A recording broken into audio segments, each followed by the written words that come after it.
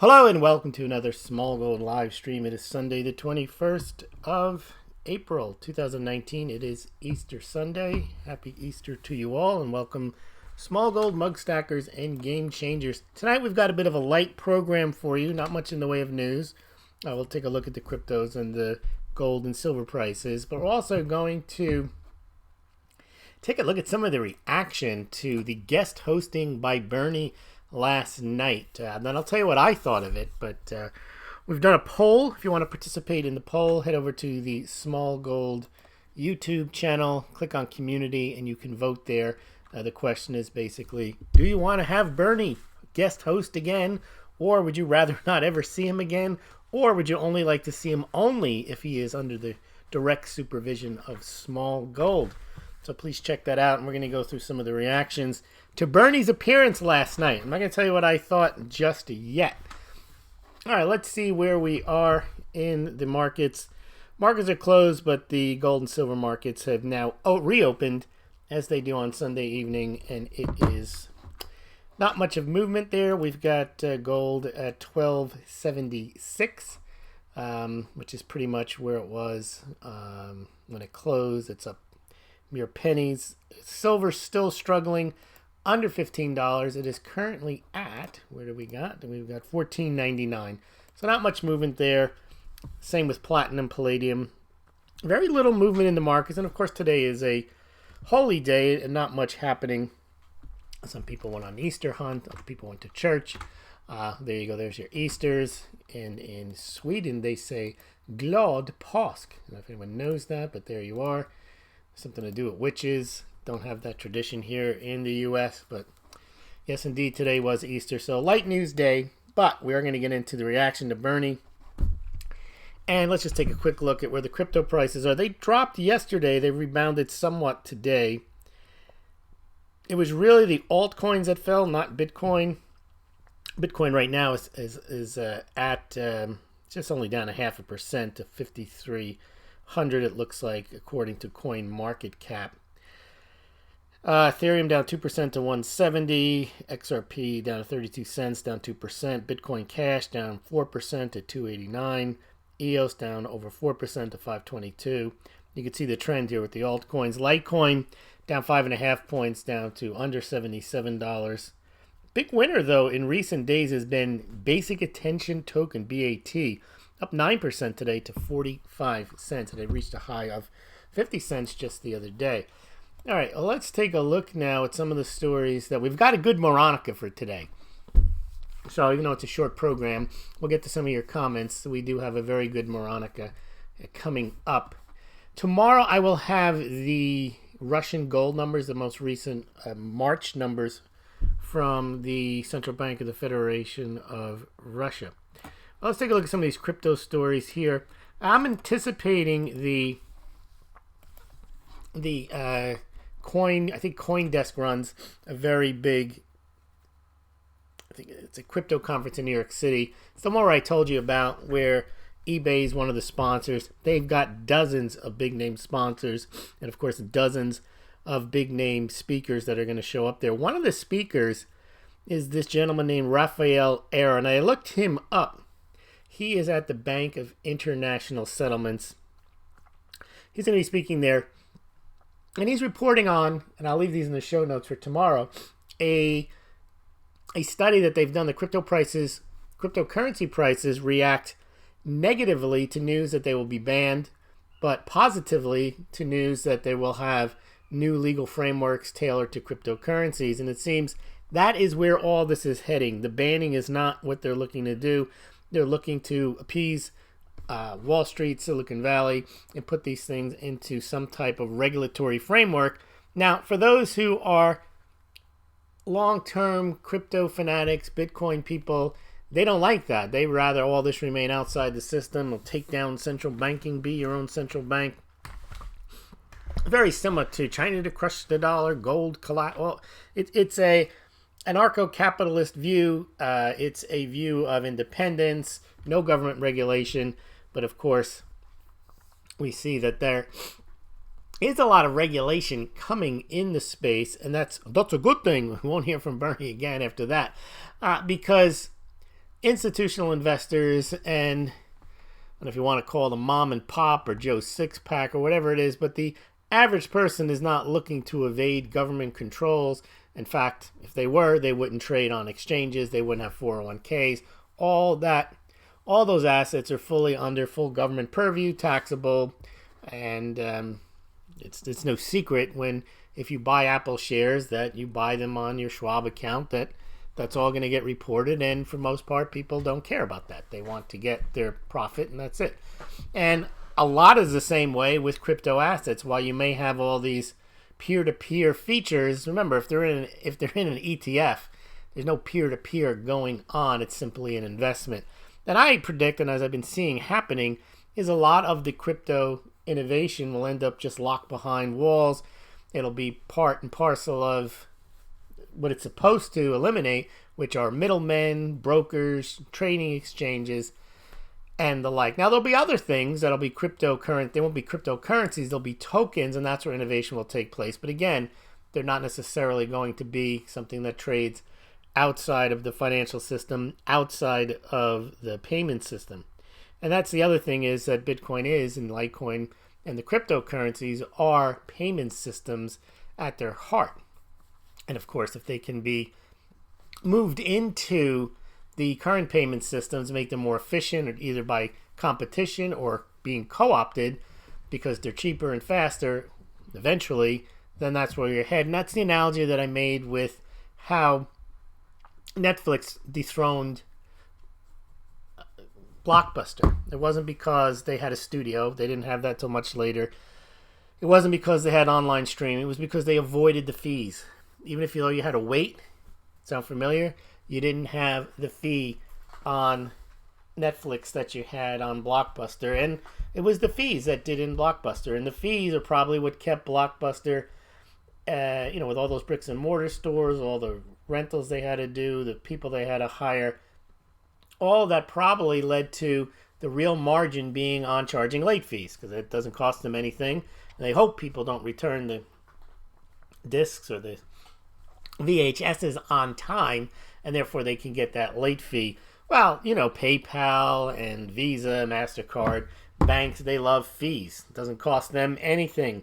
Well, of course, if Bitcoin or Litecoin or other cryptocurrencies can avoid those fees, well, that's a plus for the merchant who is accepting them, and it's also a plus for the people that are using them. All right, so that's going to be at the CoinDesk conference, and that is going to take place. It's coming up. I think it's next month. And last year in the fall, that's where Bakkt announced that they probably would be launching soon. They haven't done so yet, but this one looks like it's going to be more heavily attended. Remember, we're in the heart of the crypto winter last December when they had this, the last time they met. I think they do it twice a year, once in the spring and then once again in the winter. And I think we did. I'm trying to remember. I'm scrolling through here when I mentioned that eBay, here it was, eBay to sponsor, I think it's called Consensus, Crypto Conference Consensus. That's the name of the conference, and that'll be in May. And I just speculated that maybe that's where eBay might announce they're accepting cryptocurrencies. I don't know about that, but they are sponsoring a conference called Consensus. And here is the video. There's a quote from this guy, he says, Bank of International Settlements, a well-defined legal status and regulatory environment will benefit cryptocurrencies.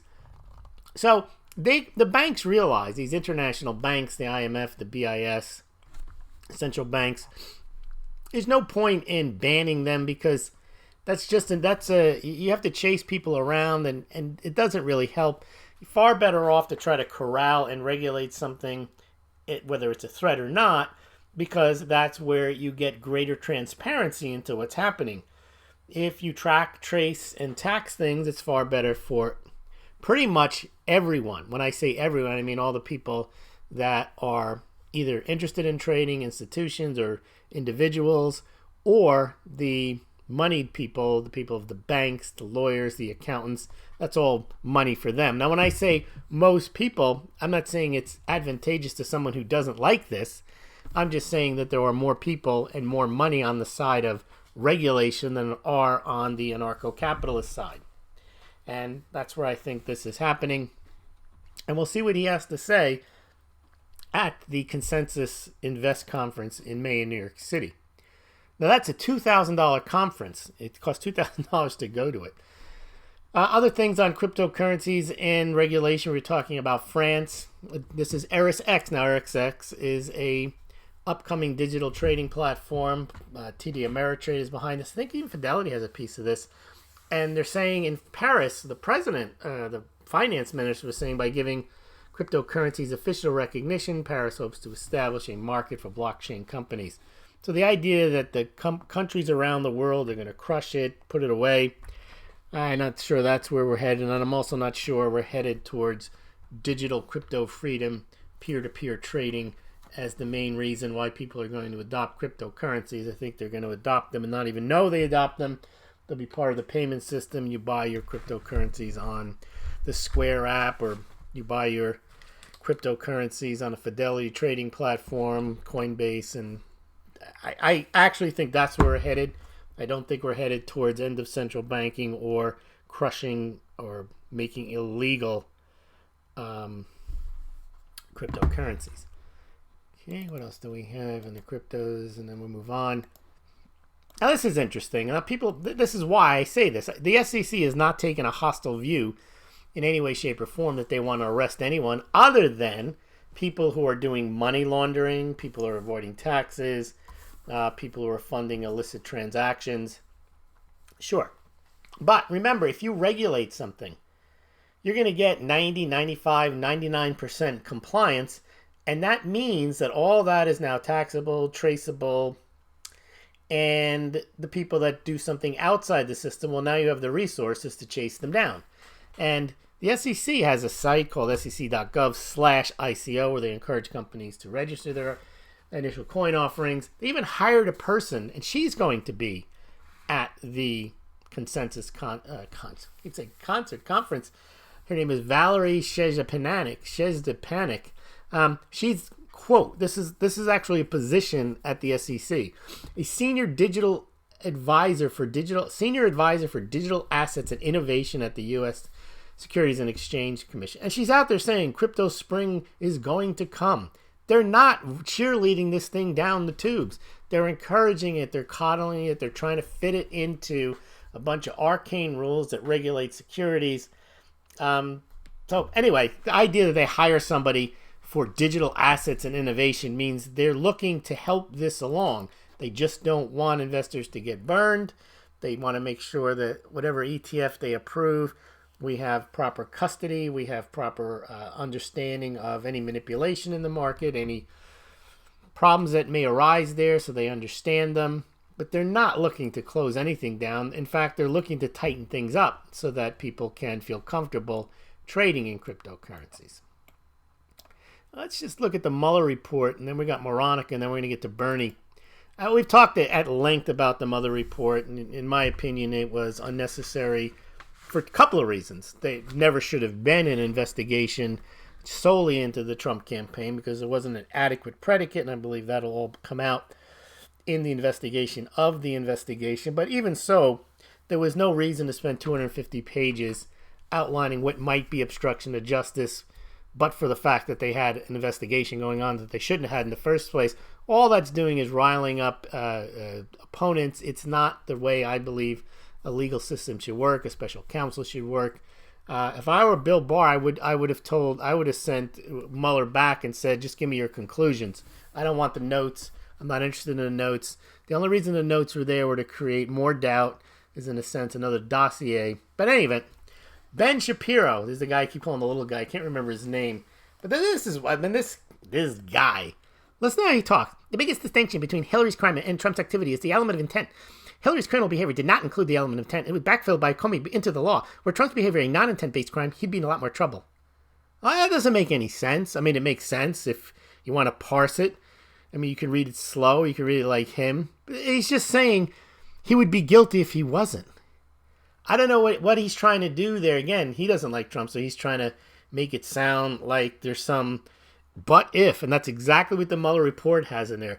Well, if we had spoken to more people and if they had told us more information about Trump and if we had more access and if we'd gotten to spoke to Trump, maybe then we could have found something. But, as it is, we can't exonerate Trump. Prosecutors never exonerate anyone. Putting that language in there is inflammatory and it's unprofessional. It has nothing. You don't say, I'm not exonerating. You put up or you shut up. You either bring charges or you don't bring charges. You don't say, well, I could have done this and I could have done that. But the biggest distinction between Hillary's crime and Trump's activity is the element of intent. Hillary's criminal behavior did not include the element. It was backfilled by coming into the law. But Trump's behavior is a non-intent-based crime. He'd be in a lot more trouble. Yeah, but it's not a non-intent-based crime. I mean, this is... You get all these charlatans out there pretending they understand the law. All they're doing is they know whether either they don't understand the law themselves or they know their audience certainly doesn't understand the law, and they know all they're interested in is tell us something that will make us be against the president and get us all riled up. It's the same thing as game over and game changer. People come in, they're looking for the pump, they want to hear what they want to hear, and if you can portray yourself as somebody who really understands what's going on, oh, he's smart, he knows what he's doing. It's the same thing. Thanks, Mike Baloney. Thanks for telling us all this stuff about gold and silver. Now we feel better about losing money for 10 years. People want to believe stuff, whether it's true or not.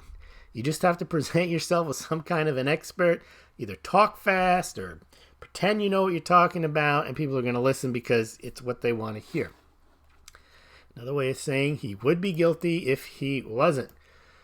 All right. Now, here's the other one. CNN is pushing this stupidity. This isn't moronic. You know what? Let's do this as moronic, and then we'll go into the second moronic.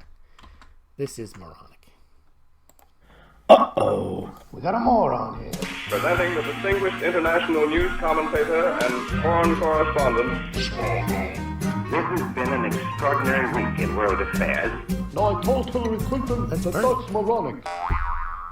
All right, now CNN is running with this story and interviewing this guy, and he's trying to say how Mueller used Bitcoin to catch Russia, and the guy was saying that, when they were doing all of their nefarious trolling online, they had mining going on, Bitcoin mining, if you know what that is, and then they were getting those Bitcoin, and they were buying virtual private networks with the Bitcoin, and then it was just nonsense. It's somehow that the whole Mueller, and not the whole Mueller thing, the whole Russian trolling and interference in our democracy, which you hear all the time, was somehow fueled by Bitcoin.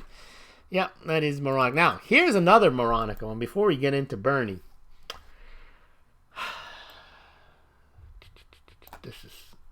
This is real stupidity.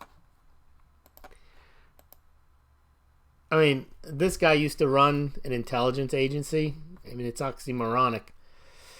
Uh-oh. He said something like, if active collusion wasn't proven, meaning like if Trump didn't sit down or if people in the campaign didn't sit down with a bunch of Russians and say, how are we going to do this? What are we going to do to make Russia win the election for Trump? Maybe find pictures naked Trump. If they didn't do that, what Clapper says, I think we have a case of passive collusion. No, I think it's a case of passive dementia. You don't have passive collusion, like it just happened. Oh, well, if it happened, well, then we don't like Trump, so we're just going to blame it on him because it somehow happened. Yeah, first of all, that's not a legal theory. Second of all, if it did happen, it happened under the watch, and they didn't stop it when Obama and the Department of Justice were controlled by the Democrats. So it doesn't make any sense for even to say this, but he's out there. He gets paid by CNN now to say things like this. Why? Because the audience wants to hear. What do you mean no collusion? I need to believe in collusion. I need to believe in a gold back yuan. I need to believe in a silver shortage. I need to believe in Trump-Russia collusion. So somehow they come up with this nonsense, and the people watching it, they're eating it up. What do you mean there was no active collusion? There certainly was collusion. It's just passive collusion. And that is moronic. Now, let's move over to Bernie. Bernie was on last night and got mixed reviews about Bernie. Let me show you. And I got some problems with him too. First of all, my problem with Bernie was, if you heard it last night, he was saying something along the lines was, He didn't feel comfortable asking you to buy mugs. He didn't feel comfortable asking you to buy those Franklin $50. He didn't feel comfortable asking you to buy those emergency kits that we had launched last night on the Smaulgld site. And his rationale was because I didn't understand that these things are supposed to be free. Are you kidding me? He goes on the show, and I don't even want to imitate him because I can't do it justice. But he was saying that it was the wrong thing to do, to try to sell you something, that I was a capitalist, and that, what else did he say? That I was taking advantage of you for selling you stuff, and that, I don't know. But now here's a couple of comments. Bernie is a beep commie. Get him off the show, said Tsingy. Someone thought it was funny. And I took a poll too. Let me see if you guys have. We had a few responses. Let's see if we picked up a few more. Here's another few comments here. This guy, I don't know, maybe he thought Bernie actually was on the show because he was violently reacting. He says, "Why should we work and others sit on their asses? Why we, the people, give it into their hands? Moses preached not this." He was very furious with Bernie. "Where do you get these people from? Maybe he would like to hear also as the other asses that put out there. What's in your wallet, buddy?" I know this is a little incoherent, but lie, you're a socialist. All right, so William was not pleased with Bernie's hosting last night. I wasn't pleased. I mean, I knew what he was when he went on. Wasn't concerned about it. Well, I guess his political opinions did interfere with my business because he was saying that you shouldn't buy anything from the site because everything should be free, and that I was taking advantage of people by charging. And the other thing he did, and I do want, before we get to the poll, I asked him to make a point about the rarity of the Franklin, and I don't think he did it justice. I'm going to show you what I'm talking about. Here was the chart that I asked him to show, and he was dribbling and drooling while he was talking, and he was saying that they're not a lot made, which is true, and you can see some years. These are $50. They only made like 2 or 3 million of them. That's very, very rare. That's a mini mintage. He did make a joke about it being maybe there was a silver shortage or JP Morgan was buying all the silver back then. But generally, Franklin $50 are rare as far as coin goes, but they don't charge much for them. They don't have a big premium on them. And I actually ran the numbers. I took the 0.36169 ounces of pure silver that are in each $50. And I added it up for all of the Franklin $50 from 1948 to 1963. There's only 465 million of them made, but only 168 million ounces. That's not a lot. And in fact, in 1 year, when they made the Kennedy $50, they made almost as many coins and used as much silver as they did in the entire 15, 16 years in which they made Franklin $50. And those numbers are dwarfed. If you look at American Silver Eagles, they've made 618 million so far through April 2019.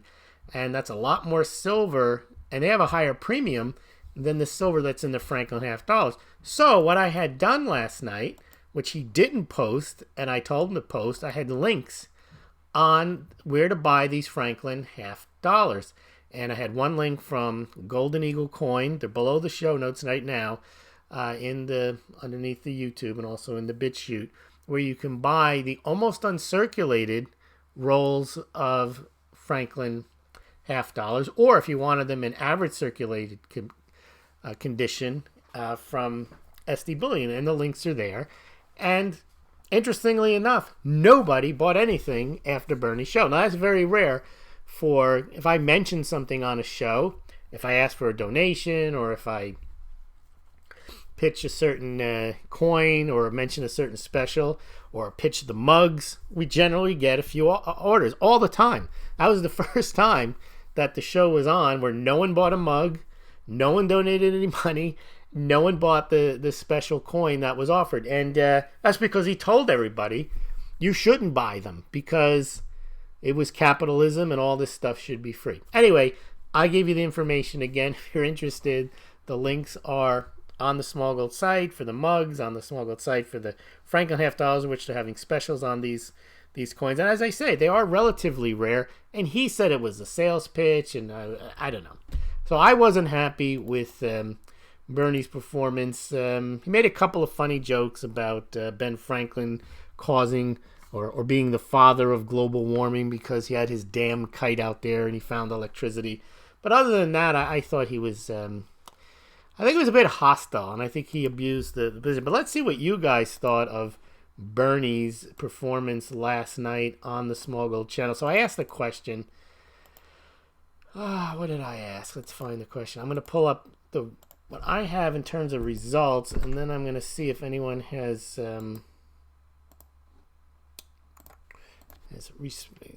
responded further to the poll. Let's see what we have here. So the question was, last night Bernie filled in for me on the Saturday Night Silver with Smaulgld series. Okay. And then I asked, should Bernie be invited back to guest host another show? Only 6% of the 16 people, which means one, said yes, he was entertaining and knowledgeable. Second most answered was 31% said no, he was a bumbling idiot. So, well, someone else just answered that, so now it's 35%. And although Bernie is somewhat of a hit, because 62% said, yeah, bring him back, but only under Smaulgld supervision. So I guess that's what we'll do. Seamus went over much better, I believe. People like Seamus. They like what he has to say, and we had a good time last night. We were listening. We shouldn't have been we did have on our phones, and we're listening to Bernie take over the show. We decided it wasn't worth interrupting him. And anyway, that was Bernie. Let's see what you guys thought of Bernie in the comments. And tomorrow, as I say, we will go through the Russian numbers. Not quite as good as last month, but still very hefty numbers. And there's the pitch for the mugs, and there's the pitch for the donations. And you guys generally respond to that. But when Bernie was on, no one responded. People calling him a commie. People not liking his message. I didn't think it was that bad, but I didn't like the fact that he tried to shut down the commerce. But I guess that's what he would do. Oh, the other funny thing he said was, when he said to Ben Franklin, said the only thing certain in life are death and taxes, and he said it would be made better if he said death and higher taxes, because that's what you'll get if you elect me. All right, let's see what we got in our comments. We got a small crowd here tonight, but that's because it's Easter Sunday. Glad Påsk. And like Bernie said, he's fun. Set this here. Fiona says, Happy Easter, everybody. Ann wants to buy Litecoin if it goes. What's interesting was Litecoin did take a bit of a dive, but not Bitcoin. It was an altcoin kind of disaster. It wasn't a disaster, but it was a bit of a haircut there. They're still suffering, the altcoins, although they rebounded a bit because Litecoin's at 77 right now. Philip Quinn is here. Phil McCain is here. You're all here. Let's see. If you got any questions. Philip says, Bernie, I got 3 houses, Sanders. Yeah, most socialists are rich. Yep. Ann says, I thought Bernie was funny. I think he's nuts in real life. If life is real, since their proof is just a game. And like Seamus. Fiona says, I didn't catch Bernie yesterday, unfortunately. I was out of town. It was a full-on socialist fest.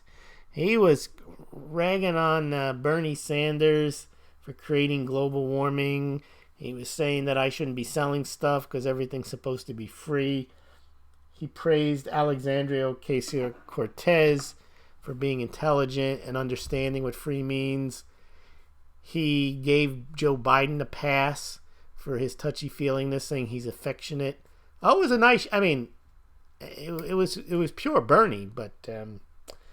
Again, he cost me because he went on there and he told people, don't buy anything, don't buy the mugs, don't buy the Franklin $50, don't donate to Lewis. He just wasn't very good. All right. What else? Do we got anything else? No? Well, if we don't have anything, tomorrow we'll be back. We'll have a new Oh, Seth's got a new job. Excellent. And we'll be working till 7 p.m. All right. Well, you might have to catch up later on in the evening or the next day. But congratulations, Seth, on the new job. And changed Bernie's name to Charlie McCarthy, too. All right. Well, I want to thank everyone for joining me tonight. And remember, tomorrow we're going to go through the Russian numbers. And I think maybe tomorrow we might have some big news. I don't know why I'm thinking this. Maybe nothing, but maybe news on something. Not sure what it will be, but it's a little too quiet. All right, everyone. I'm going to give you the 10-second Bernie countdown. And if I don't have anything, I will... Oh, it was funny, though, Fiona. It was funny. So you should take a listen. Just to remind you of the mentality. All right. 10, 9, 8, 7, 6, 5, 4, 3, 2, 1%, 0. Have a good night.